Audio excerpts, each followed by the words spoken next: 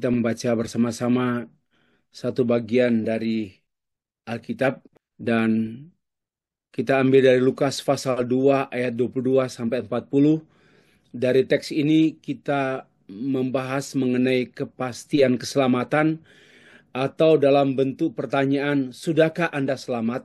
Tidak dalam rangka meragukan keselamatan kita, tetapi memastikan bahwa kita sudah selamat. Kepastian itu bukan dari diri kita secara subjektif, saya sudah selamat, pasti selamat, ya oke. Tapi kepastian itu dari Allah sendiri, dari firman Allah. Kepastian keselamatan. Lukas pasal 2 ayat 22 sampai 40. Dalam konteks ibadah bersama Reform Remnant Community. Mari kita baca. Lukas pasal 2 ayat 22 sampai ayat yang ke-40. Demikian firman Tuhan. Dan ketika genap waktu pentahiran menurut hukum Taurat Musa, mereka membawa dia ke Yerusalem untuk menyerahkannya kepada Tuhan. Ini mengenai Tuhan Yesus yang dibawa oleh orang tuanya ke bait Allah. Ayat 23, seperti ada tertulis dalam hukum Taurat, semua anak laki-laki sulung harus dikuduskan bagi Allah. Dan untuk mempersembahkan korban menurut apa yang difirmankan dan hukum Taurat, dalam hukum Taurat, yaitu sepasang burung tekukur dan 2 ekor anak burung merpati. Adalah di Yerusalem seorang bernama Simeon, ya seorang yang benar dan saleh yang menantikan penghiburan bagi Israel. Roh Kudus ada di atasnya, dan kepadanya telah dinyatakan oleh Roh Kudus bahwa ia tidak akan mati sebelum ia melihat Yesus, yaitu dia yang diurapi Tuhan. Ia datang sebagai ke bait Allah oleh Roh Kudus. Ketika Yesus anak itu dibawa masuk oleh orang tuanya untuk melakukan kepadanya apa yang ditentukan oleh hukum Taurat, ia menyambut anak itu dan menatangnya sambil memuji Allah, katanya, sekarang Tuhan, biarlah hambamu ini pergi dengan damai sejahtera, sesuai dengan firman-Mu. Sebab mataku telah melihat keselamatan daripadamu. Sudah ada kepastian keselamatan. Sekarang Tuhan, silakan ambil nyawa hambamu. Karena aku telah melihat keselamatan daripadamu. Itulah tema khotbah kita. Kepastian keselamatan. Ayat 31. Yang telah engkau sediakan di hadapan segala bangsa. Bukan hanya kepada Simeon, tapi kepada segala bangsa. Yaitu terang yang menjadi penyataan bagi bangsa-bangsa lain dan menjadi kemuliaan bagi umatmu Israel. Ayat 33. Dan bapa serta ibunya heran akan segala apa yang dikatakan tentang dia. Lalu Simon memberkati mereka dan berkata kepada Maria, ibu anak itu, sesungguhnya anak itu ditentukan untuk menjatuhkan atau membangkitkan orang di Israel dan untuk menjadi satu tanda yang menimbulkan perbantahan. Dan suatu pedang akan menembus jiwamu sendiri supaya menjadi nyata pikiran hati banyak orang.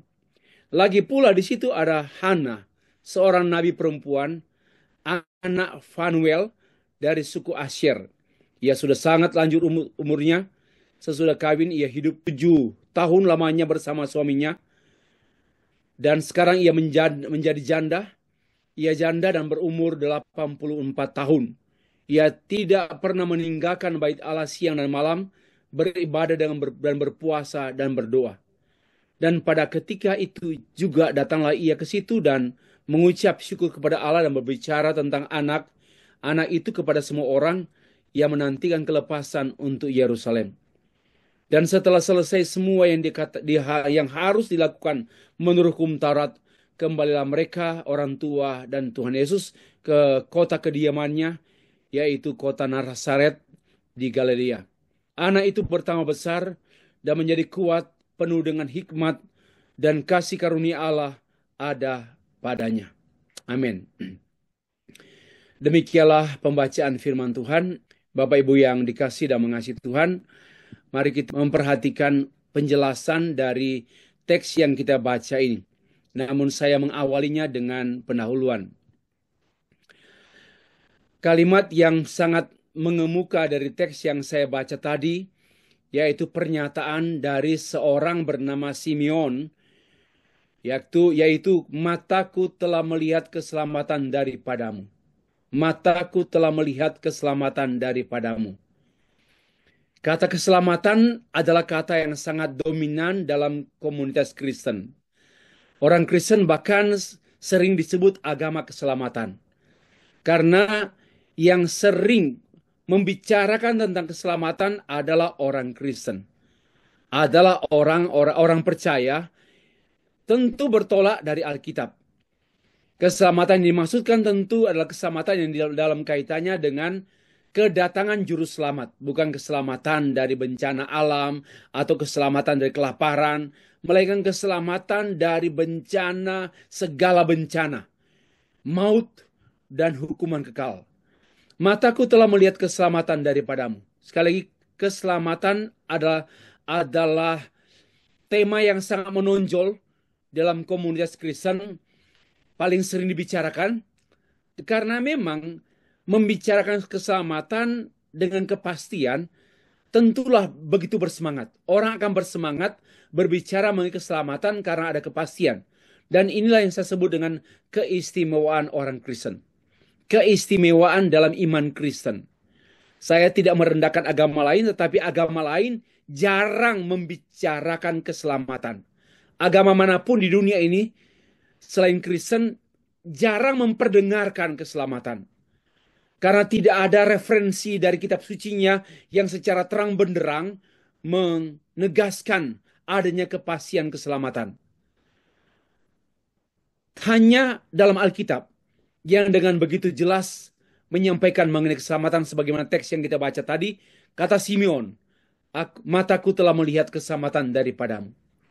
Nah, kepastian keselamatan memang tidak hanya diungkapkan dengan pernyataan-pernyataan verbal, tapi juga dapat dideklarasikan, diungkapkan lewat cara hidup orang-orang yang telah mengalami keselamatan.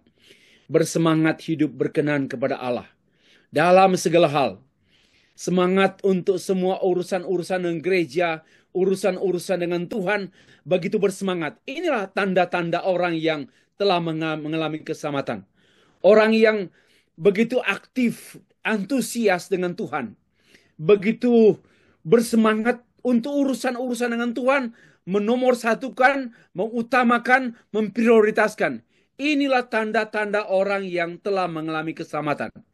Tapi kalau orang yang mengaku diri sudah diselamatkan, tapi nggak bergairah beribadah, nggak bergairah melayani Tuhan, tidak tertarik dengan hal-hal rohani, tidak memikirkan bagaimana hidup berkenan kepada Allah. Itulah orang yang sebenarnya menyatakan kepada kita bahwa dia belum mengalami keselamatan. Karena nggak begitu antusias dengan keselamatan. Orang yang telah mengalami keselamatan sangat berantusias dengan Tuhan. Sebagai orang yang telah diselamatkan sangat berantusias dengan semua urusan-urusan dengan Tuhan. Rela berkorban. Rela dalam kesusahan. Walaupun dalam kesusahan. Asal urusannya dengan Tuhan. Hidupnya juga hidup dengan penuh dengan berupaya untuk berkenan kepada Tuhan. Hidup jujur. Hidup yang penuh ketulusan. Penuh dengan kejujuran. Apa adanya. Ya, mengutamakan Tuhan, menomorsatukan Tuhan. Bukan pamer, bukan memamerkan rohaninya, bukan memamerkan ibadahnya, apalagi memamerkan penginjilannya. Saya menginjili. Tidak perlu dipamerkan. Ini ancaman bagi kita hamba-hamba Tuhan memamerkan pelayanan. Bersaksi kadang-kadang baik ya, tetapi bersaksi beda tipis sekali dengan memamerkan kehebatan, pencapaian pelayanan. Ini yang kita mesti harus jujur tapi juga tulus. Kalau tulus tidak suka memamerkan penginjilan. Dia berceritakan saya menginjili. Ini kanak-kanak rohani. Biasanya orang yang baru bertobat suka pamer rohani. Memamerkan penginjilan, memamerkan doa puasanya. Dia doa puasa 40 hari. Ini kanak-kanak rohani. Dan orang seperti ini ya belumlah matang. Baru tahu dunia rohani. Tapi juga belum tentu dia bisa bertahan. Kalau dia bertahan selamanya, dia akan mengalami proses pendewasaan. Akhirnya dia menginjili, beribadah, berpuasa, baca Alkitab. Tidak memamerkan kepada orang lain. Ya, demikian. Nah, di sisi lain, kalau kita perhatikan, banyak juga orang berbicara mengenai keselamatan. Orang Kristen adalah orang-orang yang telah diselamatkan dan suka berbicara tentang topik-topik keselamatan. Tetapi anehnya, yang tampaknya kurang tertarik dengan perkara-perkara rohani. Saya sudah sempat bahas sedikit tadi. Dia sudah mengakui saya sudah selamat. Papa saya pendeta, mama saya penatua, dan kakek saya adalah perintis gereja. Saya aktivis gereja. Saya tidak mungkin tidak hadir di gereja tiap hari Minggu. Tetapi dalam kenyataan hidup hari-hari, nggak tertarik dengar khotbah. Nggak ada satu passion, satu hasrat. Wah, ketertarikan dengar firman Allah yang dijelaskan, diuraikan. Nggak tertarik perkara rohani. Kalau mau mungkin diperiksa ya, kalau di mobilnya banyak CD-CD atau tape, ada membeli CD, mungkin lagu dunia, lagu-lagu non-gerejawi lebih banyak daripada lagu gerejawi. Itu tandanya orang itu masih tertarik dengan perkara dunia. Ini saya senantiasa menilai kalau saya dijemput oleh orang dengan mobil, kemudian saya dengar dan lihat di mobilnya penuh lagu-lagu gerejawi. Ini nampak orang-orang yang tertarik dengan perkara-perkara rohani. Tapi kalau di rumahnya penuh dengan CD-CD, DVD, dunia, saya tidak bilang duniawi atau bicara mengenai umum saja, hal-hal umum, tidak sedikit sekali CD-CD dan DVD atau di video gereja-gerejawi. Ini menggambarkan orang tersebut sebenarnya nggak tertarik dengan perkara rohani. Orang tersebut nggak tertarik dengan Tuhan. Ya, lebih tertarik dengan perkara duniawi. Bahkan rela bayar. Ini orang Malaysia datang nonton penyanyi terkenal di Jakarta. Rela bayar sekian juta. Orang Manado datang ke Surabaya untuk nonton artis terkenal. Ini duniawi. Artinya apa? Rela bayar banyak harga uang, keluarkan uang banyak untuk pemuasan hasrat-hasrat non-rohani. Ya, saya tidak mengatakan itu apa, tapi ya bagi saya, kalau kita masih menghabiskan dana kita untuk hal-hal dunia, kita sebenarnya dalam krisis. Kalau kita spend much money untuk hal dunia, perkara-perkara seperti nonton, seperti kenikmatan-kenikmatan apa saja, masih ada berbau pesta-pesta. Saya menghabiskan dana, rela menghabiskan dana untuk pesta-pesta. Sebenarnya orang seperti ini belum dikuasai oleh Tuhan, masih dikuasai oleh dunia. Ya, tetapi kalau orang tertarik dengan gereja, dengan penginjilan, dengan baca Alkitab, dengan studi Alkitab, dengan teologi, ini menggambarkan orang ini haus dengan perkara-perkara rohani. Bapak Ibu sekalian, mereka hanyalah orang-orang yang kelihatannya fanatis, namun sayangnya seperti dalam mayoritas di daerah-daerah Kristen ya, mayoritas. Sepertinya tiap hari Minggu ke gereja, tapi sebenarnya nggak percaya Tuhan Yesus. Hanya bergereja. Tidak berkristus. Dan tidak tertarik dengan perkara-perkara rohani. Keselamatan biasa, diomongin biasa. Bukan sesuatu yang menggetarkan dirinya. Keselamatan bukan sesuatu yang wow, masih disyukuri. Masih dikagumi. Saya sudah, I have already saved by God's grace. Wonderful. Enggak lagi. Ini yang disebut oleh Bevins sebagai ateis praktis. Yaitu orang Kristen yang merasa diri Kristen, merasa diri sudah diselamatkan, tetapi sebenarnya tidak menampakkan diri sebagai orang-orang yang telah diselamatkan, melainkan menampakkan diri sebagai orang-orang yang ateis, praktis. Nah, Bapak Ibu sekalian, saya menulis buku tahun 2017 atau 2018, saya tidak begitu ingat lagi tahunnya, bertemakan judulnya Finalitas Kristus dan Kekristenan. Dari buku ini saya mendaftarkan ada sekitar 4 kelompok orang Kristen tanpa Kristus. Orang Kristen tanpa Kristus, 1. Kristen nominal. Orang Kristen tidak tahu eh, bahwa dirinya telah diselamatkan. Tidak tahu. Ya, dia akan tidak punya keyakinan yang pasti. Dia akan berkata, Tuhan yang tahu. Apakah Anda sudah diselamatkan? Ya, bukan hanya Tuhan yang tahu. Ini jawaban-jawaban orang-orang nominal ya. Orang Kristen, kamu sudah diselamatkan, hanya Tuhan yang tahu. Itu orang Kristen nominal. Nggak punya keyakinan ke sama. Yang kedua, orang Kristen fundamentalis.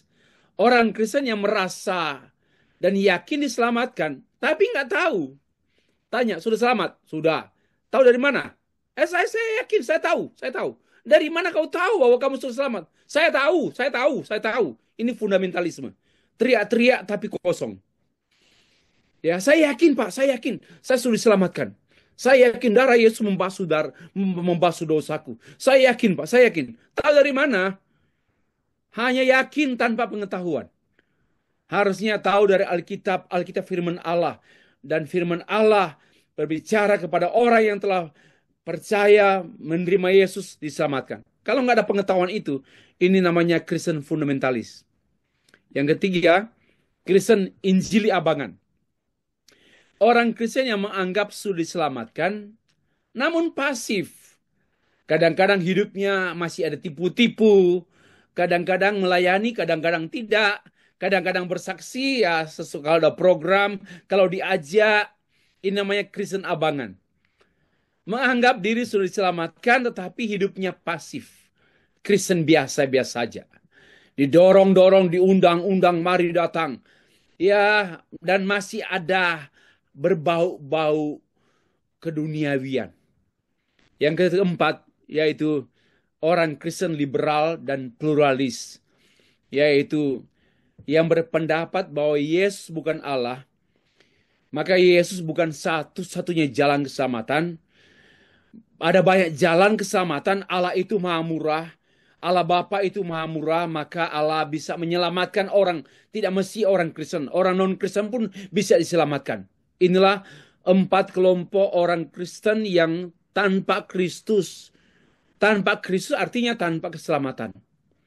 Dari mana? Bukan kita, tapi karena Alkitab, kesaksian Alkitab. Coba kita perhatikan tema yang saya kemukakan pada awal khotbah. Ya, dari teks yang disampaikan, bagaimanakah sebenarnya orang yang benar-benar telah mengalami keselamatan, kepastian keselamatan. Sudahkah Anda selamat? Bagaimana bahwa Anda pasti sudah selamat? Harus ada satu pernyataan objektif dan subjektif. Bukan hanya subjektif, harus objektif, subjektif. Nanti saya jelaskan. Bapak Ibu sekalian, Injil Lukas mencatat 2 orang yang tinggal di Yerusalem pada peristiwa kedatangan Yesus Kristus ke dalam dunia. Yang pertama yaitu Simeon. Simeon menyambut anak itu, menyambut welcome. Menyambut Yesus Kristus, menatangnya ke atas dan memuji Allah, katanya, sekarang Tuhan, biarlah hamba-Mu ini pergi dalam damai sejahtera sesuai dengan firman-Mu. Mataku telah melihat keselamatan daripadamu. Dengan kata lain, bahwa Simeon berkata, aku siap meninggal. Aku sudah siap meninggal kapan? Sekarang ini. Karena aku telah beroleh keselamatan. Nah, ini yang sering kali juga ya, kalau kita melayani orang, kemudian kita sampaikan setelah dia terima Tuhan Yesus, dia berkata demikian, aku telah menerima Tuhan Yesus dalam hatiku, dan aku yakin aku telah diselamatkan, dan andai kata pun saat ini aku akan meninggal, aku yakin saat ini juga aku telah di sorga. Sama dengan seorang yang di samping Tuhan Yesus Kristus. Ya, Tuhan Yesus berkata, saat ini juga engkau bersama-sama aku di Firdaus. Padahal pada momen hanya orang tersebut menegur sisi lain, orang yang berada di sisi lain Tuhan Yesus yang menghujat Tuhan Yesus. Tetapi tersebut berkata, dia tidak seperti kita, dia tidak melakukan apa seperti yang kita lakukan. Ya, orang ini sederhana sekali imannya, tetapi Dia tahu dia disalib karena dirinya sendiri. Bukan karena dosanya, bukan karena kejahatan, sebagaimana orang yang di kiri dan kanan Tuhan Yesus, tetapi dia karena tidak berdosa. Dan pengakuan orang ini sangat sangat sederhana, namun Tuhan Yesus berkata, saat ini juga anakku, engkau bersama-sama dengan aku di Firdaus. Ada kepastian keselamatan. Bapak Ibu yang dikasihi dan mengasihi Tuhan. Dan ini pula yang dikemukakan oleh Simeon. Dia telah bertemu Tuhan Yesus dan telah menyambut Tuhan Yesus, hidup masuk dalam kehidupannya, dalam hatinya. Dan itu dia tahu dengan firman, karena ini sesuai dengan firman. Ada dua, subjektif dan objektif. Yaitu subjektifnya, dia menyambut Yesus. Objektifnya, sesuai dengan firman-Mu. Mengerti ya? Secara objektif, sesuai dengan firman-Mu. Secara subjektif, biarkanlah hamba-Mu ini pergi dengan nama sejahtera. Hamba-Mu ini. Karena mataku itu subjektif. Mataku, my eyes have already seen the salvation from you, from the Lord. Inilah namanya secara subjektif. Aku telah melihat, mataku telah melihat. Secara subjektif, tetapi secara objektif yaitu sesuai dengan firman-Mu. Jadi kita tidak hanya meyakini, saya yakin. Oh, enggak sesuai firman, enggak tahu firman kok yakin. Bukan sedikit orang Kristen yang nggak tahu firman, tapi yakin selamat. Yakin. Ada nama teman saya, Pendeta Yakimano. Yakin, dipanggil yakin. Yakin. Tetapi nggak punya pengetahuan tentang keyakinan. Nggak punya pengetahuan tentang keyakinan. Nah, Simeon tidak. Sesuai firman Allah, dan mataku telah melihat keselamatan daripadamu. Demikian juga dengan Hana. Hana berbicara tentang anak itu kepada semua orang yang menantikan kelepasan. Orang-orang Israel pada masa itu, dari tahun ke tahun mereka menantikan kelepasan datangnya seorang Mesias, dan Hana memproklamasikannya. Inilah anak itu. Penggenapan daripada janji Allah. Jadi Hana dan Simeon adalah orang-orang yang telah mengalami keselamatan secara subjektif. Ya, secara subjektif dan secara objektif. Nah, berdasarkan transisi khotbah ini, mari kita perhatikan secara singkat garis besar khotbah saya.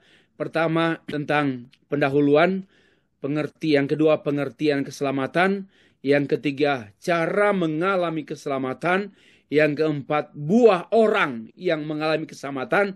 Dari mana kamu tahu bahwa kamu sudah diselamatkan? Dari mana kamu tahu bahwa dia telah diselamatkan? Bagaimana kamu tahu bahwa orang tuamu telah diselamatkan? Bagaimana kamu tahu bahwa anak-anak sekolah minggumu telah diselamatkan? Dari buahnya lah. Nanti kita perhatikan. Dan yang terakhir, penutup. Nah, kita sudah bahas tentang pendahuluan. Kita mulai yang poin pertama. Pengertian mengenai keselamatan. Dari teks yang kita baca, ya sekali lagi, dari pendahuluan yang kita kemukakan tadi, banyak orang merasa sudah diselamatkan. Begitu berapi-api dan begitu bersemangat, begitu antusias menyebutkan bahwa dirinya telah diselamatkan. Walaupun dia menyebut Yesus Kristus telah menebus dosanya dan dia telah diselamatkan. Tetapi kehidupannya tidak ada buah-buah, tidak menampakkan. Nanti kita akan bahas pada uraian yang ketiga. Nah, Bapak Ibu yang kasih Tuhan, yakin telah diselamatkan. Ya, klaim-klaim orang yakin telah diselamatkan karena saya sebut tadi ada sejumlah referensi, ada sejumlah indikator yang dia yakini sendiri bahwa dia adalah orang yang telah diselamatkan, sudah bergereja, sudah menjadi anggota gereja yang aktif, sudah disidi, sudah ikut perjamuan kudus, sudah didoakan pendeta, suka membantu pendeta, menolong gereja, wah seolahnya berjasa sekali, sudah sangat berjasa di gereja, sehingga ikut dalam pembangunan gedung gereja juga, ikut penginjilan, dan dia mengklaim saya sudah yakin, saya sudah selamat. Nah, Bapak Ibu sekalian, Simeon berkata demikian. Sekarang Tuhan, Biarlah hamba-Mu ini pergi dalam damai sejahtera sesuai dengan firman-Mu, sebab mataku telah melihat keselamatan daripada-Mu. Seperti yang saya sampaikan tadi juga kan, saya waktu pertama kali menerima Tuhan Yesus, dalam hati saya, dalam hidup saya, sejak saat itu saya sudah meyakini bahwa apapun yang terjadi dalam kehidupan saya pasti bersama dengan Tuhan Yesus di sorga. Karena keyakinan keselamatan secara subjektif, kita menyampaikan testimoni lah seperti itu. Saya sudah siap. Banyak juga orang pada waktu menderita di rumah sakit dan dying, mau meninggal, dan ada pendampingan dari pendeta. Pendeta memastikan bahwa dia meyakini bahwa dia sudah diselamatkan. Sehingga dia dihentar dengan hati yang tenang. Saat ini pun andai kata aku tuh hendak dipanggil Tuhan, ya meninggal, saya sudah siap. Saya sudah diselamatkan. Wow, ini luar biasa. Ini luar biasa. Dan ini jangan dipandang entengkan, jangan dipandang entengi. Ini hal yang luar biasa. Jangan bilang subjektif. Memang ada aspek subjektif. Keselamatan itu memang bersifat subjektif. Ada aspek bukan karena kamu udah diselamatkan, bukan tuh objektif. Kamu sudah diselamatkan, kamu udah bukan, tapi pengalaman personal, pengalaman individu pribadi dengan Tuhan. Mataku telah melihat. Jadi sifatnya personal, maka dia itu sifatnya subjektif, sudah diselamatkan. Nah, Simeon menantikan penghiburan bagi Israel. Siapa dia? Kristus yang dijanjikan dari tahun ke tahun. Demikian Hana juga menyampaikan kepada orang Israel, kepada orang Yahudi, mengenai menantikan kelepasan. Ada istilah menantikan penghiburan, menantikan kelepasan, ini merupakan sinonim paralel. Mengungkapkan, menantikan datangnya Mesias, menantikan terwujudnya keselamatan yang dijanjikan oleh Allah dalam perjanjian lama sejak Musa, sejak Kejadian. Janji keselamatan dari tahun ke tahun, dari abad ke abad direalisasikan di dalam Kristus Yesus. Dan saat itu Simeon melihat, this is the time, inilah waktunya. Waktu di mana dia menyambut keselamatan, terjadi realisasi keselamatan. Dan dia welcome menyambut keselamatan yang dinanti-nantikan berabad-abad. Seperti latar belakang yang saya kemukakan berikut ini, Israel terus-menerus mengalami penderitaan karena sering dijajah oleh bangsa-bangsa kuat seperti Babel, Mesir, Babel, Roma menjajah Israel bertahun-tahun, berabad-abad, dan mereka terus menderita. Tetapi ada janji penebus, ada janji kedatangan Mesias akan membawa kelepasan bagimu, akan menyelamatkan dan akan memerintah engkau bersama dengan engkau dalam pemerintahan yang dengan masa jaya dan sebagainya. Jadi di dalam kehidupan orang Israel sudah ada kesadaran datangnya datangnya Mesias. Dan ini pun yang diketahui penuh oleh Simeon dan juga oleh Hana. Ya. Simeon menantikan penghiburan, Hana memberitakan tentang anak. Tentang menantikan kelepasan. Kelepasan sama dengan keselamatan. Nah, lebih lanjut, keselamatan dalam bahasa soterion bukan hanya berkenaan dengan keselamatan dari penindasan secara politis oleh bangsa-bangsa yang menjajah. Itu hanya simbolis saja, tetapi sebenarnya satu kelepasan dari uh, tekanan, dari akibat dosa. Ya, bukan hanya penderitaan temporal, tetapi penderitaan kekal. Itulah yang sebenarnya disampaikan berita keselamatan eskatologi dalam kitab-kitab perjanjian lama yang mengantisipasi datangnya realisasi keselamatan secara penuh melalui kedatangan Mesias Yesus Kristus yang tidak dalam pengertian secara politis tetapi secara rohani, yaitu membebaskan manusia dari akibat dosa, yang membebaskan manusia dari penderitaan kekal yang sangat-sangat berat dibandingkan dengan penderitaan temporal karena jajahan.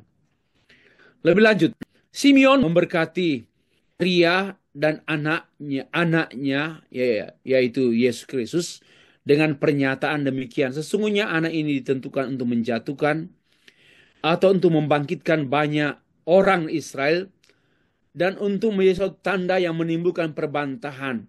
Satu pedang akan menembus jiwamu sendiri supaya menjadi nyata pikiran hati banyak orang. Apa artinya ini? Kedatangan Yesus Kristus itu seperti memisahkan. Yang percaya dibangkitkan, lalu yang tidak percaya dijatuhkan. Itu arti-arti daripada seperti yang saya jelaskan berikut ini. Yesus menjatuhkan mereka yang menolaknya. Dan Yesus membangkitkan mereka yang menerimanya. Ini pengertian. Apa artinya? Yesus itu sangat menentukan. Simeon berkata, sesungguhnya anak ini sangat menentukan jatuh bangunnya manusia. Sangat menentukan selamat binasanya manusia. Wow. Ini satu deklarasi Simeon yang sangat-sangat absolut. Anak ini sangat menentukan nasib dunia ini. Menentukan manusia. Binasa atau selamat. Jatuh atau bangkit. Itu pengertiannya. Yang kedua, ada kalimat satu pedang menembus jiwamu. Itulah yang dialami oleh Maria. Maria akan menderita melihat penderitaan Yesus yang disalib. Dan Maria melihat anak kandungnya yang disalibkan. Itu sama dengan pedang yang menembus jiwa Maria. Apa artinya? Maria walaupun dia melahirkan seorang anak yang luar biasa, menentukan nasib dunia ini, menentukan selamat binasanya manusia dalam dunia ini, tetapi resiko dia harus menanggungnya. Harga yang harus dibayar oleh Maria, melihat anak yang membuat jiwanya tertikam. Siapa yang bisa melihat seorang ibu yang melihat anak kandung yang dibantai, yang disalibkan, diolok-olok, dihina-hina di depan mata sang ibu? Itu yang dimengerti dengan istilah pedang menembus jiwa Maria. Yaitu Maria sangat-sangat menderita. Tidak mampu melihat, bukan tidak mampu, tapi sangat tertekan jiwanya. Seperti pedang menembus jiwanya. Karena melihat anak kandungnya, yaitu Tuhan Yesus Kristus. Yang menderita di mahkota duri, ditombak, dihujat, disalib, dipaku. Seperti penjahat. Malahan lebih dari penjahat. Itulah yang dialami oleh Maria. Dan di sini pun menggambarkan. Inilah resiko orang percaya. Resiko kita semua. Memberitakan Injil pasti ada resiko. Jangan berpikir tanpa ada resiko. Semua keterlibatan dalam pemberitaan Injil Yesus Kristus pasti beresiko. Bapak Ibu yang dikasih dan mengasihi Tuhan. Jangan berpikir kita harus lepaskan bebas dari resiko. Itu tidak benar. Semua kita hamba Tuhan, ada resiko yang kita harus hadapi, kita harus tanggung. Itulah salib. Maria menanggung resiko besar, harga yang dia harus bayar. Ia bisa melahirkan juru selamat, tetapi jiwanya sangat tertekan, seperti pedang menembus jiwanya. Kita pun dalam pelayanan hari-hari ke depan, hari-hari yang sudah lewat, banyak tekanan, banyak masalah, banyak kesulitan, banyak pergumulan. Tapi itulah resiko pemberitaan Injil. Apalagi kita, kalau penyesat, itu kurang tertarik sekali disesatkan. Tapi orang yang benar-benar mengabarkan Injil, musuhnya banyak karena setan bekerja di balik banyak orang. Harus sadar bahwa setiap pemberitaan Injil yang murni, hidup yang murni dengan Injil bukan tanpa tantangan. Pasti terus-menerus menghadapi resiko seperti Maria, pedang menembus jiwa. Dan setiap hamba Tuhan, setiap pelayan Tuhan harus sadar hal ini, bahwa kita menghadapi resiko karena Injil, karena Yesus Kristus, kita menghadapi resiko berat.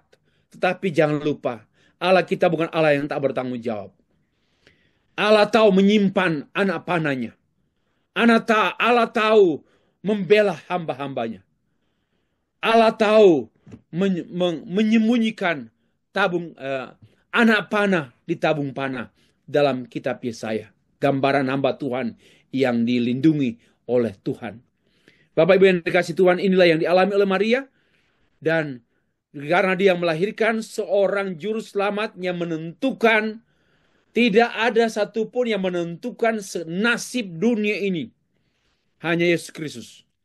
Dan kita bangga karena kita menjadi hamba Tuhan, pemberita Injil yang menentukan nasib dunia ini, binasa atau selamat. Maka itu disinilah kebanggaan hamba Tuhan. Yaitu kita terlibat dalam mega-mega proyek Tuhan, yaitu proyek keselamatan manusia yang tidak mungkin dikerjakan oleh manusia. Tidak mungkin disediakan oleh para pembesar, oleh para raja, para presiden. Tidak mungkin. Hanya diberikan oleh Allah dan melibatkan kita dalam mega proyek luar biasa ini. Jangan pernah kecewa jadi hamba Tuhan. Jangan merendahkan hamba Tuhan. Jangan merendahkan diri kita karena kita rendah karena hanya hamba Tuhan. Bukan. Kita ini luar biasa. Tapi jangan sombong juga. Karena kita termasuk dilibatkan Tuhan dalam pekerjaan menentukan nasib dunia ini. Menentukan nasib manusia. Tapi pasti ada resiko. Kita mesti melihat ada resiko. Yaitu salib yang harus kita bayar. Ada salib. Yang kedua. Tadi kita sudah mengerti mengenai keselamatan. Ya, apa arti keselamatan? Sekarang bagaimana cara mengalami keselamatan? Dari teks yang kita baca, saya menyimpulkan dan orang pun tahu hal ini seperti banyak bagian Alkitab yang lain menyampaikan. Cara untuk mengalami keselamatan yaitu percaya dan mengenal Yesus Kristus. Percaya dan mengenal Yesus Kristus. Ya, mungkin orang berkata ini gampang. Bagi saya ini bukan soal gampang. Percaya ini adalah pekerjaan Allah. Kalau Allah tidak berkenan pada seorang berdosa untuk percaya, tak seorang pun yang bisa percaya. Percaya adalah anugerah Allah. Sehingga jikalau kita bisa percaya, dapat percaya kepada Yesus Kristus dan mengenal Yesus Kristus karena anugerah Allah. Jadi bukan soal percaya, bukan soal gampang Pak. Untuk selamat itu gampang, satu cara, percaya.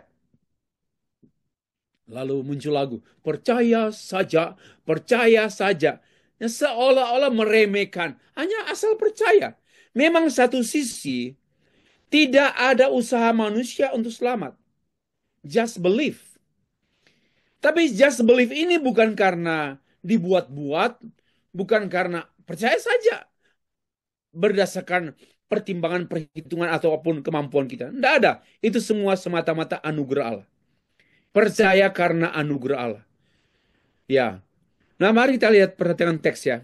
Simeon dan Hana kedua-duanya telah percaya dan kedua-duanya memiliki pengenalan, pengetahuan tentang Tuhan Yesus. Maka itu Hana memberitahukan mengenai Yesus Kristus yang dinanti-nanti kalau banyak orang. Dan Simeon dia menantikan datangnya Sang Juru Selamat. Dan pada waktu ia bertemu, dia langsung memuji itu, menengadah, mengangkat ke atas dan mengatakan, terpujilah Allah. Dan dia siap meninggal. Ini soal keselamatan karena percaya ini anugerah Allah. Simeon menyambut anak itu dan berkata, mataku telah melihat keselamatan daripadamu, yang engkau sediakan di hadapan segala bangsa, yaitu tentang yang menjadi penyataan bagi bangsa-bangsa lain dan menjadi kemuliaan bagi umatmu Israel. Ada pengetahuan, ada percaya, tapi juga disertai dengan pengenalan tentang yang dipercaya. Ya, percaya dan memiliki pengetahuan atau pengenalan kepada siapa yang kita percaya. Itulah, dan ini kelihatan sederhana. Tapi saya mau beritahu bahwa tak seorang manusia, tak seorang pun yang dapat percaya dari diri manusia, dan tak seorang pun yang dapat mengenal Yesus Kristus dari diri manusia itu sendiri. Tak mungkin. Tidak seorang pun yang dari dirinya sendiri bisa percaya, dari dirinya sendiri bisa mengenal Tuhan, tetapi Tuhan membuat kita percaya, dan Tuhan membuat kita mengenal Dia. Bapak Ibu yang mengasihi Tuhan. Hana mengucap syukur kepada Allah dan berbicara tentang anak itu kepada semua orang yang menantikan kelepasan. Ya, Hana percaya, dan kalau dia bisa memperkenalkan dan memberitahukan kepada orang lain, karena dia tahu dan dia percaya dan mengenal, maka dia memperkenalkan. Percaya, mengenal, memperkenalkan. Itulah Hana. Bapak Ibu yang dikasihi Tuhan. Memperkenalkan Yesus. Yesus, Ieson. Dalam teks yang kita baca, ini bicara mengenai personal name atau nama diri Yesus Kristus dari kata Yasa. Yasa itu kata kerja semua. Nggak ada nggak ada huruf konsonan. So, bukan kata kerja. Itu kata kerja, Yasa, tidak ada vokal. Semuanya hanya konsonan. Ya, Yasa. Ya, A dan A ini hanya ditambahkan. Kata dasarnya Yasa artinya membebaskan, menyelamatkan. Dari kata ini terbentuk ya Yesua. Dari kata Yasa ini terbentuk Yehosua. Ya, ada dengan piel, nanti kalau belajar bahasa Ibrani, piel pual menekankan. Misalnya Yehosua pual benar-benar menekankan satu-satunya dan juga menegaskan bahwa benar-benar membebaskan, melepaskan, menyelamatkan secara penuh total. Itu artinya Tuhan menyelamatkan. Arti kata Yesus. Nah, hal ini ditegaskan dalam Matius pasal yang ke-1 ayat 21. Ada pernyataan malaikat Tuhan kepada Yusuf dan Maria bahwa ia akan melahirkan seorang anak-anak kepada Yusuf. Malaikat berbicara, ia akan melahirkan seorang anak laki-laki dan engkau akan menamakan dia Yesus. Jadi namanya diberikan oleh Allah sendiri. Namanya Yesus. Dan engkau menyebut dia Yesus. Yesus itu adalah nama yang diberikan oleh Allah sendiri. Yesus tidak diberikan nama oleh manusia. Hendaklah engkau menyebut dia atau memanggil dia Yesus. Yesus dalam Matius 1 ayat 1 sudah dijelaskan pengertiannya. Yesus artinya dialah yang akan menyelamatkan umatnya dari dosa. Itulah arti Yesus. Jadi dari Matius 1 ayat 1 sudah ada penjelasan what is the meaning of Jesus. Jesus means dialah yang akan menyelamatkan umatnya dari dosa mereka. Demikianlah pengertian kita mengenai keselamatan, Bapak Ibu sekalian. Yang kedua, cara mengalami keselamatan. Setelah percaya dan mengenal yang dipercaya, bukan pada saat yang sama. Nah, ini ya, tolong, walaupun saya mencantumkan 2.2, pada saat percaya kita bertemu dan mengalami Yesus. Bukan runtutan waktu, bukan runut waktu, bukan secara kronologis. But at the same time, pada saat yang sama, when you believe in Jesus Christ, you meet Him and you enjoy Him. Itu artinya bertemu dan mengalami Yesus. Secara pribadi, secara rohani, dan mendalam. Itu diungkapkan dengan pernyataan Simeon. Mataku telah melihat keselamatan daripadamu. Mataku telah melihat.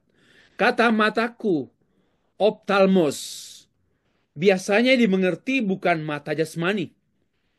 Mata optalmos ini dalam hubungan Mata rohani, bukan mata biasa, tetapi mata rohani yang terbuka.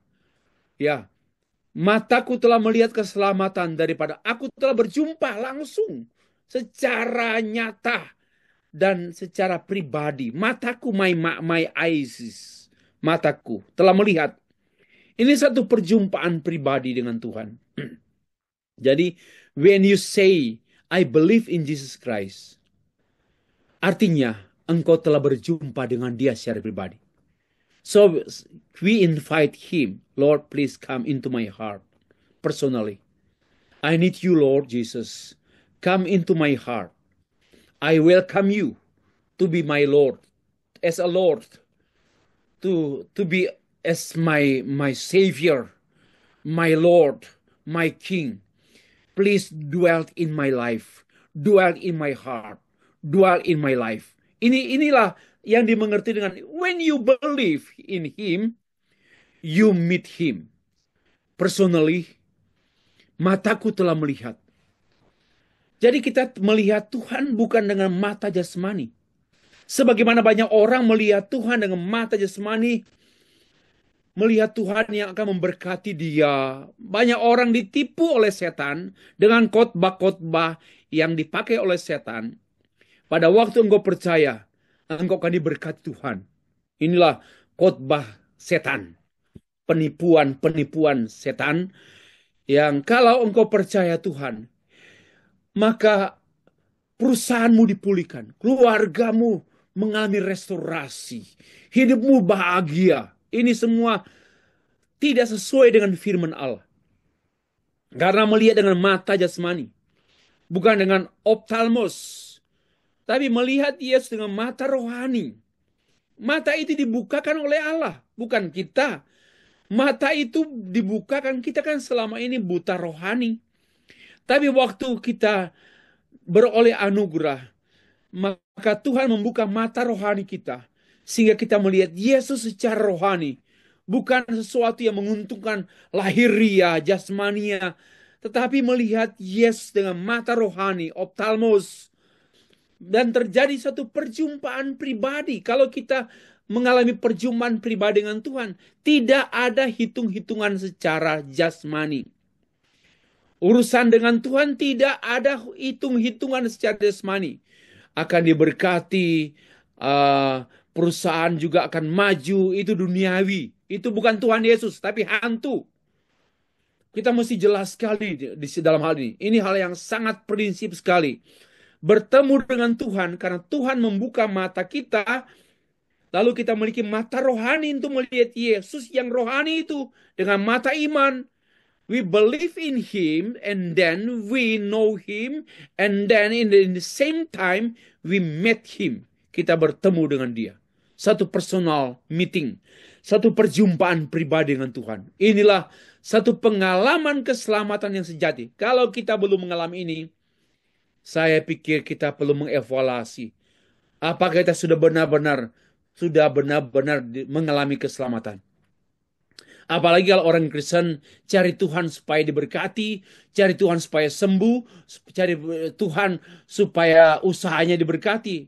Ini semua penipuan, ini semua pekerjaan iblis, ini semua palsu, ini semua. Tetapi itu banyak warga gereja yang mencari Tuhan bukan karena Tuhan, tapi karena berkat Tuhan.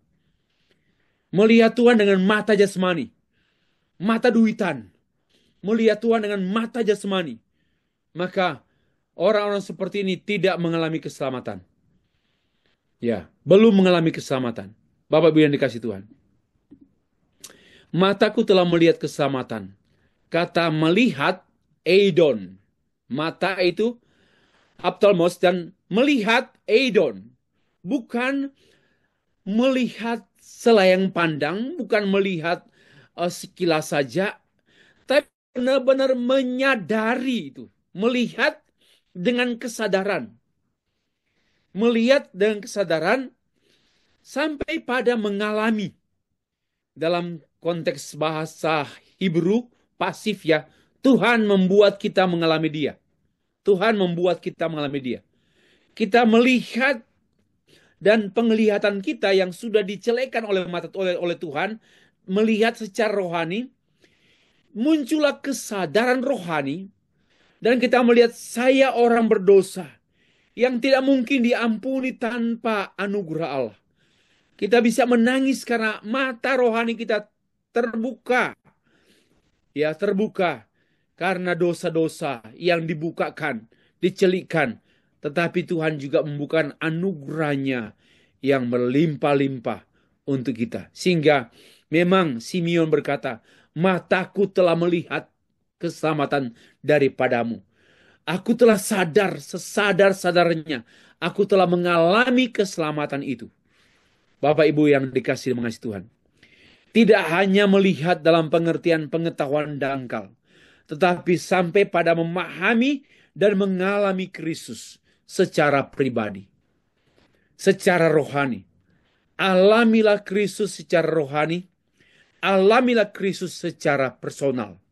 Inilah yang sebenarnya. Bapak, Ibu, dan saudara-saudara yang dikasihi Tuhan Yesus Kristus. Inilah arti, bagaimana cara menerima keselamatan itu. Bapak, Ibu, selanjutnya, yang ketiga. Apa buah, apa akibat orang yang benar-benar telah diselamatkan? Apa tandanya? Apa yang kita bisa lihat pada diri kita, pada orang lain, bahwa kita dan mereka adalah orang-orang yang telah diselamatkan? Nah, Bapak Ibu sekalian, dari teks yang kita baca, sebelum saya menyampaikan apa yang dialami oleh Hana, oleh Simeon, mari kita lihat secara luas teks-teks yang lain mengemukakan mengenai buah-buah orang-orang yang telah diselamatkan atau telah mengalami keselamatan. Kita membaca dari Roma pasal 8 ayat 16 bahwa Allah bersaksi bersama-sama dengan roh kita bahwa kita ini anak-anak Allah. Nah, ada unsur objektif dan unsur subjektif. Ya, ada unsur objektif bahwa Allah, roh Allah bersaksi bersama-sama dengan roh kita bahwa di dalam diri kita ada keyakinan bahwa kita ini telah menjadi anak-anak Allah. Ini satu bersifat subjektif karena ini merupakan satu pengalaman personal bahwa saya bersaksi saya ini anak-anak Allah karena siapa yang percaya Yesus Kristus disebut anak-anak Allah. Yohanes 1 ayat 12. Yang percaya Yesus disebut anak-anak Allah.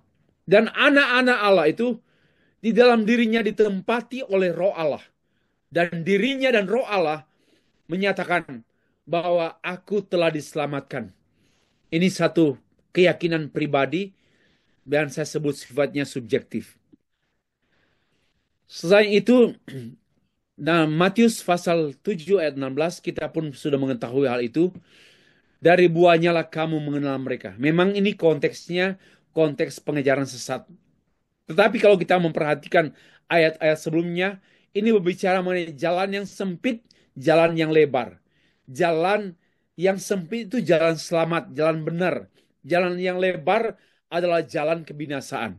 Jadi istilah dari buahnya lah kamu akan mengenal mereka. Bisa kita jadikan referensi untuk menjelaskan, untuk mengetahui, meyakini buah-buah orang yang telah diselamatkan, yaitu dari buahnya lah nampak, terlihat, nampak, terbaca. Kita bisa merecognize orang-orang yang telah diselamatkan dan kita bisa mengakui diri kita sebagai orang-orang yang telah diselamatkan. Ada buah. Nah, Simeon dan Hana, kita kembali ke teks. Simeon dan Hana disaksikan oleh Alkitab orang benar. Ya, mereka orang benar karena mereka telah beriman. Tidak pernah ada benar tanpa iman. Orang dibenarkan karena iman, karena percaya. Believe first, and kita menjadi righteous. Kita menjadi orang benar. Jadi, tidak ada kebenaran yang membuat kita menjadi percaya. Yang ada adalah kita oleh iman, Allah menganugerahkan iman kepada Simeon dan Hana, maka Simeon dan Hana menjadi orang benar, orang saleh, orang yang menghabiskan waktunya untuk Tuhan, ya siang malam ke bait Allah dan menanti-nantikan Tuhan, dan saatnya Kristus datang mereka menyambut dia. Ini inilah. Jadi dari kehidupan benar adalah buah daripada orang yang telah diselamatkan. Kalau kita perhatikan yang saya tandai, keyakinan pribadi subjektif, keyakinan orang objektif. Jadi pengalaman keselamatan itu ada dua konfirmasi. Sifatnya subjektif, saya ini anak-anak Allah. I have already believed in Jesus Christ. Saya telah percaya kepada Yesus Kristus. Satu pengakuan iman pribadi. Itu personal, subjektif. Tetapi juga dari buahnya lah. Kehidupan benar itu yang dilihat oleh orang. Itulah objektif. Ini orang-orang yang telah diselamatkan. Dari buahnya lah kamu mengenal mereka. Lebih jauh saya jelaskan demikian, Bapak Ibu sekalian. Simeon, seorang yang benar dan saleh. Roh Kudus ada di atasnya. Dan kepadanya telah dinyatakan oleh Roh Kudus bahwa ia tidak akan mati sebelum ia melihat Mesias. Ia datang ke bait Allah dan oleh Roh Kudus. Dan Simeon merasakan kebenaran ilahi, dan sukacita ilahi inilah yang membuat dia meyakini bahwa dia telah diselamatkan. Ada subjektifnya. Ada pengalaman subjektif. Ya. Demikian pula dengan Hana. Hana seorang janda, nabi perempuan berumur 84 tahun, yang tidak pernah meninggalkan bait Allah siang dan malam, berpuasa berdoa. Berpuasa berdoa, berbicara tentang Tuhan atau bersaksi atau menginjili. Berpuasa berdoa menginjili ini adalah tanda-tanda orang yang telah diselamatkan. Karena nggak mungkin, untuk apa dia berpuasa kalau bukan karena dia menyampaikan rasa syukur atas keselamatan yang dialami. Untuk apa dia berdoa? Menyampaikan rasa syukur untuk apa yang dia telah alami. Dia membicarakan mengenai Yesus Kristus kepada orang yang menantikan Yesus Kristus karena dia telah mengalaminya. Jadi Simeon dan Hana, dari buahnya lah mereka nampak sebagai orang-orang yang telah diselamatkan. Ada kepastian keselamatan dari pihak lain, dari teks Alkitab menyampaikan hal itu yang ditulis oleh Lukas. Bapak Ibu sekalian, buah keselamatan adalah kesalehan, kehidupan yang benar, dan kehidupan yang melayani Tuhan.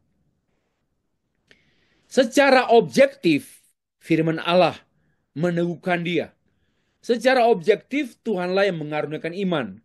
Secara objektif, Tuhanlah yang membuat dia percaya. Secara objektif, Tuhanlah yang membuat dia mengenal Yesus Kristus. Secara objektif itu ya. Secara subjektif, maka dia mengaku percaya. Dengan lidah, semua yang mengaku percaya diselamatkan. Dengan pribadi, mataku telah melihat. Sama ya, mataku telah melihat keselamatan daripadamu. Dengan lidah orang mengaku diselamatkan. Dan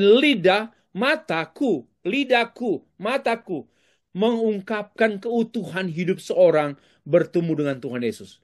Jadi kesalehan hidup benar itu, hidup yang berkenan kepada Tuhan, ya hidup yang makin hari makin haus mengutamakan Tuhan, memprioritaskan Tuhan, rela menghabiskan banyak uang untuk pekerjaan Tuhan, ini yang saya berkali-kali menyatakan. Jangan senantiasa berpikir cari sponsor, disponsori orang. Itu miskin kali hidupmu seperti itu. Ya, saya terus terang menegur juga berapa dosen staf RRI. Jangan menjadi peminta-peminta lah. Jangan jadi hamba Tuhan minta untuk sponsori dosen kuliah S3. Janganlah. Karena begini, kalau Tuhan memberikan pada kita satu berkat Tuhan dari usaha kita, dari kerja keras kita, dan kita persembahkan kepada Tuhan untuk bayar uang kuliah saya. Saya kuliah di Amerika biaya sendiri. Saya kuliah doktor 300 juta lebih biaya sendiri. Nggak ada uang, tapi mencicil dan juga menabung dan kerja keras tulis buku itu kurangi jam tidur. Untuk apa? Dipersembahkan pada Tuhan. Saya bisa diperkenankan Tuhan membiayai sendiri kuliah saya. Dan saya bersyukur. Saya nggak menjadi peminta-minta. Ya, saya bersyukur saya kuliah tidak minta-minta. Janganlah begitu jadi hamba Tuhan. Karena apapun perjuangan kita, uang kita itu kita persembahkan pada Tuhan. Dan itulah yang berkenan kepada Tuhan. Daripada minta-minta. Ya, kuliah S2, S3, minta sana, minta sini. Eh, Sebenarnya tidak masalah, tetapi saya pribadi berpikir, kalau masih bisa mengusahakan sendiri, usahakan sendiri. Karena itu persembahan saya untuk Tuhan. Maka itu pun teguran saya untuk mahasiswa S1 di Stak RRI. Kalau bisa ada dana sendiri dari diri sendiri, ada orang tua kirim 500.000, kasihlah ke kampus. Jangan habis sendiri, rakus sekali kamu. Lagi pula kamu nggak menghormati Tuhan. Kamu hanya egois saja, membiayai hanya dimakan untuk diri sendiri, makan, tetapi tidak mau terlibat memberi pada sekolah untuk membeli makanan untuk mahasiswa. Ini bagi saya orang yang gangguan jiwa, tidak beres hidupnya. Pasti nggak diberkati dalam pelayanan. Saya beritahu itu. Tapi kalau kita sudah terbiasa, saya terima 500.000 dari orang tua tiap bulan, dan saya mau kasih ke sekolah. Tidak usah banyak lah. Tapi ada yang saya berikan pada sekolah. 100.000, 200.000, saya 300.000. Ini orang yang luar biasa. Ini mahasiswa ini seperti ini sangat sangat berpotensi. Ya, orang yang memberikan dirinya untuk Tuhan, mempersembahkan apa yang dia terima, dia berikan kepada Tuhan. Ya, inilah pemikiran yang harus melekat pada diri. Kalau enggak, kita menjadi orang yang minta, minta, minta, minta. Akhirnya apa? Terus miskin, terus miskin, terus miskin. Karena pengemis. Jangan jadi hamba Tuhan pengemis yang minta, minta, minta, minta. Mulai dari mahasiswa. Kalau ada uang, terima. Saya terus terang. Kalau saya terima uang 500.000, saya kasih sama Tuhan 400.000. Saya 100.000 cukup. Nggak pernah jadi miskin. Saya 100.000. Saya kasih ke sekolah 400.000. Dan itu saya alami dalam studi saya. Tapi saya nggak pernah miskin. Tapi orang yang pelit, terima 500.000, makan sendiri, rakus, tapi juga makan di kampus. Itu nggak sehat sekali cara hidup orang seperti ini. Ini orang duniawi, bukan orang surgawi seperti ini. Orang seperti ini orang duniawi, orang rakus, orang egois, orang bodoh, dan orang malas. Dan orang yang tak diberkati. Mari kehidupan kita persembahkan pada Tuhan. Apa yang ada pada kita terima sekian dari Tuhan, kita kembalikan pada Tuhan, kita bantu hamba Tuhan yang lain, bantu mahasiswa yang lain, kasih untuk studi, jangan mengharapkan terus. Saya juga bicara pada dosen-dosen. Jangan terus berharap persembahan, minta, pengemis. Kita coba mempersembahkan apa yang kita perjuangkan siang malam, waktu tidur kita kurangi, kita kerja keras, kemudian kita persembahkan kepada Tuhan. Di antaranya untuk biaya studi kita. Kenapa kita tidak bangga dan bersyukur bisa membiayai studi kita dari anugerah Allah melalui segala yang Tuhan titipkan kepada kita. Melayani Tuhan. Kalau kita masih pelit, saya yakin kita belum mengalami keselamatan. Orang yang telah mengalami keselamatan, hatinya rela memberi persembahan. Hatinya rela uangnya untuk pekerjaan Tuhan. Termasuk membiayai studi siapa saya, membantu studi orang lain, dan bahkan membantu membiayai studi sendiri. Itulah orang yang tanda-tanda orang yang telah diselamatkan. Tapi kalau orang yang egois, saya yakin orang tersebut kemungkinan besar belum diselamatkan. Karena masih egois, masih memikirkan diri sendiri, nggak rela bayar harga, nggak rela pedang yang menembus jiwa seperti yang dialami oleh Maria. Kalau kita masih belum berani bayar harga, masih mau senang-senang dalam pekerjaan Tuhan, tidak mau keluar biaya sendiri, dan tidak mau rela berkorban, mau senang-senang, banyak tidur. Lihat teman-teman yang lain kerja keras menyiapkan akreditasi, menyiapkan semua dokumen-dokumen akreditasi. Dia tenang-tenang saja, nggak terlibat, dalam upaya perjuangan sesama dosen. Bagi saya ini orang aneh nih, orang sakit jiwa, orang kelainan, dan bukan orang rohani, orang duniawi seperti itu. Hana dan Simeon, mereka sudah mengalami keselamatan dan kepastian keselamatan. Mereka ungkapkan dengan kerja keras. Mereka ungkapkan dengan kehausan beribadah. Semuanya memprioritaskan Tuhan dan melayani Tuhan. Bapak Ibu yang dikasihi dan mengasihi Tuhan. Penutup. Sudahkah Anda diselamatkan? Sudahkah kita diselamatkan? Itu pertanyaan yang kita perlu jawab. Kita mesti memegang keyakinan, conviction, yang sifatnya objektif. Yeah, I know I have already saved by God, the blood of Jesus Christ for redeeming me, untuk menebus penebusan saya. Karena apa? Karena firman Allah. Jadi secara objektif, firman Allah lah yang menjamin keselamatan kita. Tetapi secara subjektif, hidup kita terbaca, terlihat orang-orang yang telah diselamatkan. Jadi kepastian keselamatan diyakini dengan pengertian secara objektif karena firman Allah, secara subjektif karena hidup kita sesuai dengan orang-orang yang telah diselamatkan. Apa itu, saudara? Mari kita mulai pertama. Yang pertama, orang yang melihat Tuhan dengan mata rohani. Semua dilihat dengan mata rohani, mengutamakan mata iman daripada mata jasmani. Tertarik dengan perkara-perkara rohani, melihat Tuhan secara rohani. Ya, kemudian melihat pekerjaan Tuhan secara rohani. Tugas apapun jangan dilihat secara materi. Berapa, wani piro, bayar berapa. Saya mau khotbah, bayar berapa. Saya terus terang, saya berkali-kali diundang dalam khotbah Natal. Harus bayar sendiri transportasi, tiket.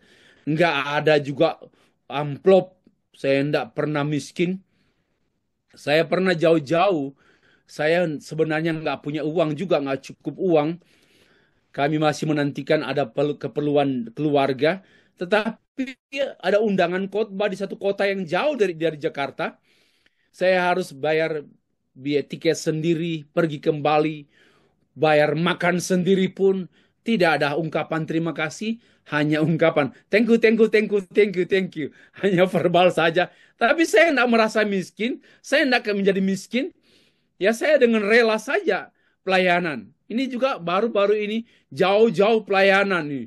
Jauh-jauh pelayanan. Ya itulah. Tak apa-apa. Karena saya harus melihat dengan mata rohani. Mari teman-teman mahasiswa. Jangan melihat dengan mata duniawi, mata jasmanimu. Semua pekerjaan Tuhan lihatlah dengan mata rohani. Ya. Studi doktor, mata rohani. Studi master, mata rohani. Studi sarjana dengan mata rohani. Kalau tidak, minta maaf, kita menjadi pengemis dan menjadi miskin. Mari kita melihat tanda-tanda orang yang telah diselamatkan. Tertarik dengan perkara-perkara rohani. Dan melihat semuanya dengan mata rohani. Mata iman. Mata Tuhan. Memprioritaskan Tuhan. Menyenangkan Tuhan. Nah, yang kedua, terlibat aktif dalam kegiatan-kegiatan rohani.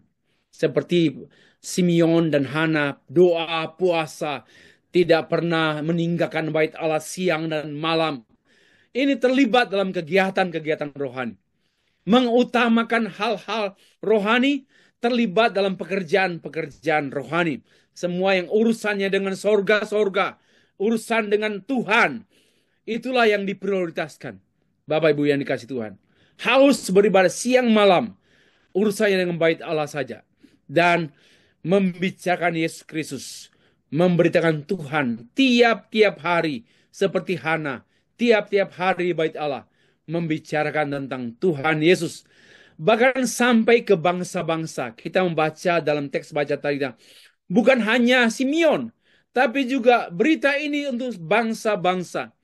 Kalau kita masih egois, masih mikir gereja sendiri, masih mikir daerah sendiri, masih mikir negara sendiri, saya mengatakan bahwa kita menjadi hamba yang miskin dan tidak sesuai dengan firman Allah.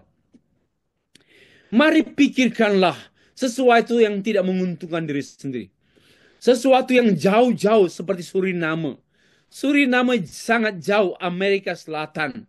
Spend much money dan menghabiskan banyak waktu, energi memikirkan dan pergi ke sana.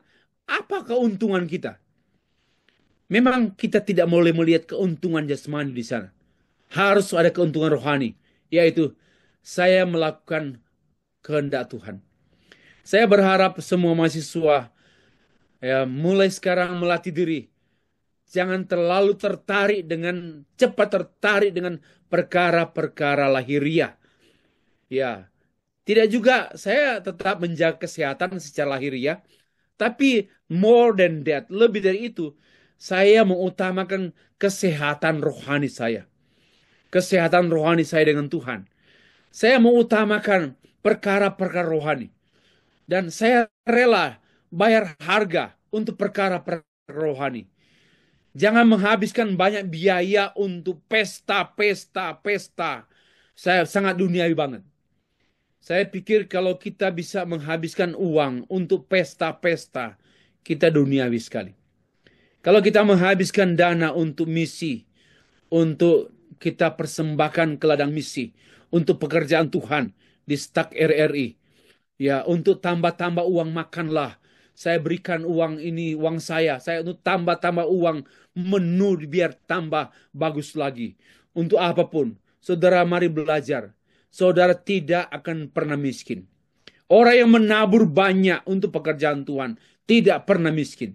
Tapi orang pelit, semuanya kalau boleh orang lain yang bayar. Kalau boleh orang lain yang bayar. Orang seperti ini akan menjadi pengemis dan terus meminta-minta, terus berkekurangan. Mari memberi untuk perkara-perkara Tuhan. Bapak Ibu, akhirnya saya mengakhiri dengan satu pembacaan kutipan dari pembacaan Filipi pasal 2 ayat 12 sampai 16 mengenai kepastian keselamatan. Demikian firman Tuhan. Hai saudara-saudaraku yang kasih, kamu senantiasa taat. Karena itu tetaplah kerjakan keselamatanmu dengan takut dan gentar. Bukan saja seperti waktu aku masih hadir, tetapi terlebih pula sekarang waktu aku tidak hadir. Karena Allah lah yang mengerjakan di dalam kamu, Allah yang kerjakan dalam diri kamu, baik kemauan maupun pekerjaan menurut kerelaannya. Lakukanlah segala sesuatu dengan tidak bersungut-sungut, berbantah-bantah, bantah-bantah dalam pekerjaan Tuhan. Supaya kamu tidak beraib dan tidak bernoda sebagai anak-anak Allah yang tidak bercela di tengah-tengah angkatan yang bengkok hatinya, yang sesat ini. Sehingga kamu bercahaya di antara mereka seperti bintang-bintang di dunia, sambil berpegang pada firman kehidupan, agar aku dapat bermegah pada hari Kristus, bahwa aku tidak percuma berlomba dan tidak percuma bersusah-susah. Amin.